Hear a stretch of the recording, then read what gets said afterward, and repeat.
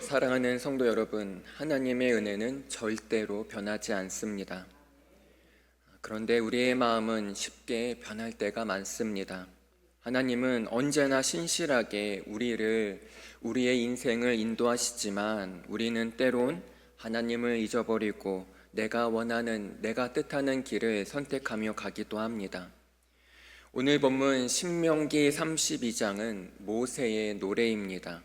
하나님께서 이스라엘 백성을 어떻게 인도하셨는지, 하나님께서 이스라엘 백성들을 어떻게 또 그들이 배반을 했는지 기록하고 있습니다. 우리는 이 말씀을 통해 하나님의 신실하심과 우리의 연약함, 우리의 무지함을 깨닫고 하나님을 온전히 의지하는 삶이 왜 중요한지 함께 묵상해 보는 시간을 갖도록 하겠습니다. 먼저 하나님의 말씀은 생명의 원천이며 반드시 하나님의 말씀을 기억해야 합니다. 오늘 본문 1절에서 3절은 모세가 이렇게 노래합니다. 하늘이여 귀를 기울이라 내가 말하리라 땅은 내 입의 말을 들을지어다 내 교훈은 비처럼 내리고 내 말은 이슬처럼 맺히나니 연한 풀 위에 가는 비 같고 채소 위에 단비 같도다 내가 여호와의 이름을 전파하리니 너희는 우리 하나님께 위엄을 돌릴지어다. 아멘. 하나님의 말씀을 생명을 주는 비와 은혜의 비와 같습니다. 하나님의 말씀을 들을 때 우리의 영혼이 새로워지고 우리의 믿음이 강해집니다. 그러나 우리가 하나님의 말씀을 외면할 때 우리의 신앙은 메마를 수밖에 없습니다. 오늘날 우리는 하나님의 말씀을 언제나 매일마다 날마다 가까이 해야 합니다. 하나님의 말씀을 단순히 듣는 것으로 끝나는 것이 아니라 우리의 마음에 깊이 새겨야 합니다. 더 나아가 하나님의 말씀이 우리 삶의 기준이 되어야 합니다. 그리고 둘째, 하나님은 완전하시고 공의로우신 분이십니다. 오늘 본문 4절에서 모세는 이렇게 노래합니다. 그는 반석이시니 그가 하신 일이 완전하고 그의 모든 길이 정의롭고 진실하고 거짓이 없으신 하나님이시니 공의로우시고 바르시도다. 아멘.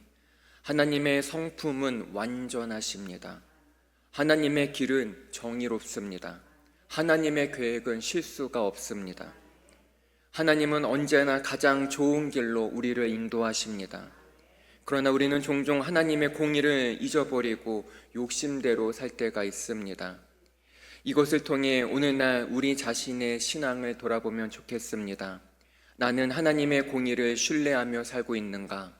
우리의 삶 속에서 하나님의 완전하심을 믿고 순종하고 있는가? 하나님의 길이 가장 선한 길임을 인정하고 따르고 있는가? 이것을 돌아보면 좋겠습니다. 이어서 셋째입니다. 우리 인간은 쉽게 하나님을 배반하고 타락합니다. 오늘 본문 5절과 6절에서 모세는 이렇게 말합니다. 그들이 여호와를 향하여 악을 행하니 하나님의 자녀가 아니요 흠이 있고 삐뚤어진 세대로다. 어리석고 지혜 없는 백성아 여호와께 이같이 보답하느냐. 그는 내 아버지시요 너를 지으신 이가 아니시냐. 그가 너를 만드시고 너를 세우셨도다. 아멘. 이스라엘 백성은 하나님의 백성이었지만 이들은 어땠습니까? 삐뚤어진 세대라고 말합니다. 불순종하며 하나님을 떠났습니다. 하나님께 받은 은혜를 잊어버리고 자신의 욕심을 따라 살았습니다. 우리도 하나님께 받은 은혜를 쉽게 잊어버리고 있진 않는지, 세상의 유혹을 따라가고 있진 않는지 돌아보아야 합니다. 오늘날 우리도 하나님의 은혜를 잊지 않고 감사하며 살아야 합니다. 하나님보다 세상의 가치와 유혹을 따라가지 않도록 늘 깨어 있어야 합니다. 하나님께 받은 사랑을 기억하며 온전히 순종해야 합니다. 그리고 넷째입니다. 하나님은 우리를 돌보시는 신실하신 분이십니다. 오늘 본문 10절에서 12절은 모세가 이렇게 노래합니다. 여호와께서 그를 황무지에서 짐승이 부르짖는 광야에서 만나시고 호위하시며 보호하시며 자기의 눈동자같이 지키셨도다. 마치 독수리가 자기의 보금자리를 어지럽게 하며 자기의 새끼 위에 너풀거리며 그의 날개를 펴서 새끼를 받으며 그의 날개 위에 그것을 엎는 것 같이 여호와께서 홀로 그를 인도하셨고 그와 함께한 다른 신이 없었도다. 아멘. 하나님은 이스라엘 백성을 광야에서 인도하시며 눈동자처럼 보호하셨습니다. 하나님은 독수리가 새끼를 보호하듯이 우리를 돌보시는 분이십니다. 우리가 어려움을 겪을 때도 하나님은 결코 우리를 떠나지 않으십니다. 오늘날 우리의 삶에서도 하나님의 보호하심을 믿고 우리는 끊임없이 신뢰해야 합니다. 삶의 힘든 순간에도 하나님께서 나와 우리와 함께 하심을 믿어야 합니다. 더 나아가 우리의 삶을 인도하시는 하나님의 손길을 믿음의 눈으로 바라보아야 합니다. 끝으로 5째입니다. 그러나 우리 인간은 하나님의 은혜를 잊어버리고 타락합니다. 오늘 본문 15절에서 18절 모세는 이렇게 노래합니다. 그런데 여수run이 기름짐에 발로 찼도다. 네가 살찌고 비대하고 윤택함에 자기를 지으신 하나님을 잊어버리고 자기를 구원하신 반석을 업신여겼도다. 그들이 다른 신으로 그의 질투를 일으키며 가증한 것으로 그의 진노를 격발하였도다.